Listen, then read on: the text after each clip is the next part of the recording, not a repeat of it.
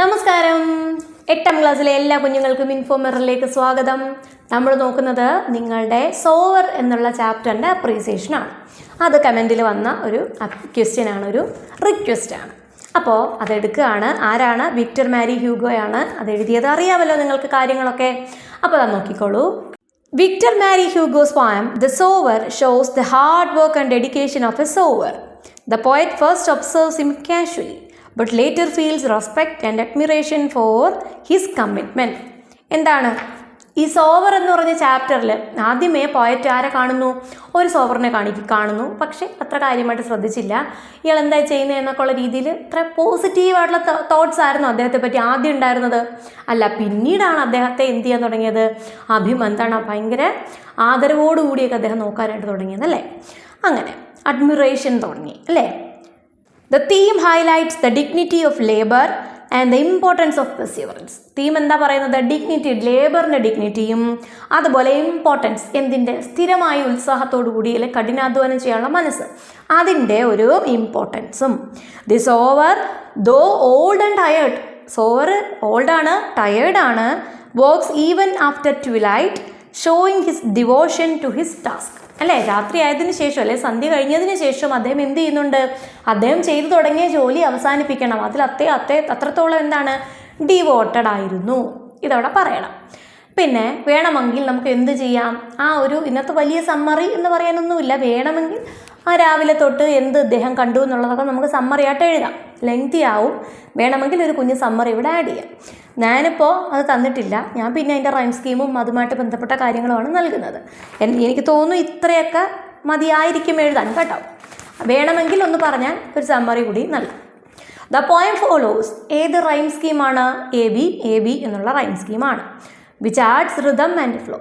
അല്ലേ, rhyme scheme എന്തിനാണ്? ഒരു റിതമും ഫ്ലോവും ഉണ്ടാവാൻ തന്നെയാണ്. പിന്നെ എന്തൊക്കെയുണ്ട്? അല്ലിട്രേഷനോ അസനൻസോ ഒക്കെ ഉണ്ടെങ്കിൽ പറയണം. സിമിലിയോ മെറ്റഫറോ ഒക്കെ നോക്കിക്കോണം. പിന്നെ images, visual image, auditory, all factory, പിന്നെ ഒത്തിരി ഉണ്ട്, ഒക്കെ നോക്കിക്കോണം. ഇവിടെ അല്ലിറ്ററേഷൻ ഉണ്ട്. ഒരു ഉദാഹരണം പറയാം. ഡാർക്ക്നെസ് ഡീപ്പൻസ്. ഡ് അല്ലിറ്ററേഷൻ എന്താണ്? Repetition of consonant sounds. എവിടുന്ന്? ബിഗിനിങ് ലെറ്റേഴ്സ് ഒരേ ലൈനിലുള്ള വേർഡ്സിൻ്റെ ബിഗിനിങ്ങിൽ തന്നെ വേണം കേട്ടോ. അസനൻസ് ഇടയ്ക്കായാലും പ്രോബ്ലം ഇല്ല. മിക്കവാറും വവൽസ് ഒന്നും സ്റ്റാർട്ടിങ്ങിൽ വരാറില്ല.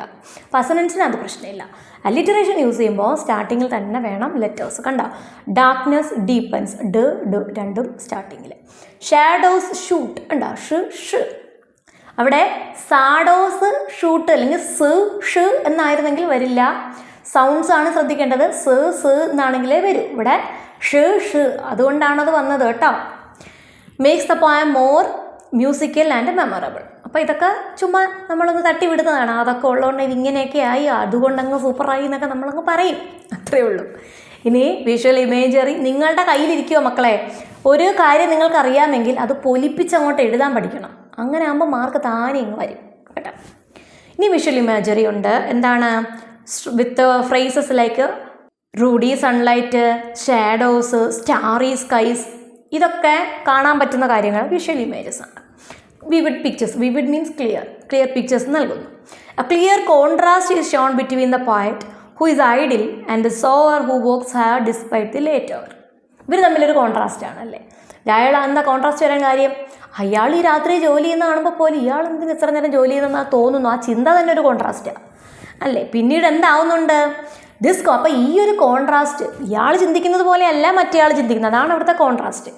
അത് തന്നെയാണ് ശരിക്കും ഇയാളുടെ ഡെഡിക്കേഷൻ അല്ലേ. ഞാൻ എത്ര മണിക്കൂർ പഠിക്കും? ഞാൻ 1 മണിക്കൂർ പഠിക്കും. മറ്റവൻ താണ്ടെ കിട്ടുന്ന സമയം മൊത്തം പഠിക്കുന്നു. ഇവൻ എന്തിനിങ്ങനെ പഠിക്കുന്നു എന്ന് ഞാൻ ചിന്തിച്ചാൽ അവൻ്റെ ഡെഡിക്കേഷനെയാണ് അവിടെ കാണിക്കുന്നത്, എൻ്റെ മടിയെ. അതുപോലെയാണ് ഇവിടെ കേട്ടോ. The final image of the sower under the starry sky makes him appear almost heroic. Star വന്നതിന് ശേഷവും ഇയാൾ ജോലി ചെയ്യുന്നു. അപ്പോഴേക്കും ഇദ്ദേഹം ആരായി മാറിക്കഴിഞ്ഞു? അറിയാതെ തന്നെ ഒരു ഹീറോ ആയി മാറിക്കഴിഞ്ഞു. Representing the value of persistence and the connection between human effort and nature. ഇതെന്ത് കാണിക്കുന്നുണ്ട്? പിന്നെ ഹ്യൂമൻ എഫേർട്ടും നേച്ചറും തമ്മിലുള്ള ആ ഒരു കണക്ഷൻ കാണിക്കുന്നുണ്ട്. അതുപോലെ പെർസിസ്റ്റൻസിൻ്റെ വാല്യൂ കാണിക്കുന്നു. സ്ഥിര നിലനിൽപ്പ്, ഒരാൾ എന്തുമാത്രം ഒരേ ജോലി എത്രത്തോളം ഒരു മടിയില്ലാതെ ഒരേ ലെവലിൽ ചെയ്യുന്നു അല്ലേ, അതൊക്കെ ഇവിടെ കാണിക്കുന്നു. ഇത്രയുമേ ഉള്ളൂ ഇത്. കേട്ടോ. ഇനി ഒരു അപ്രീസിയേഷനോടുണ്ട്, അടുത്ത വീഡിയോ ആയിട്ട് തരാം. അപ്പോൾ ഇത് പഠിക്കൂ, മിടുക്കരായിട്ടിരിക്കൂ. All the best. എക്സാം ആണേ, മറക്കരുത്.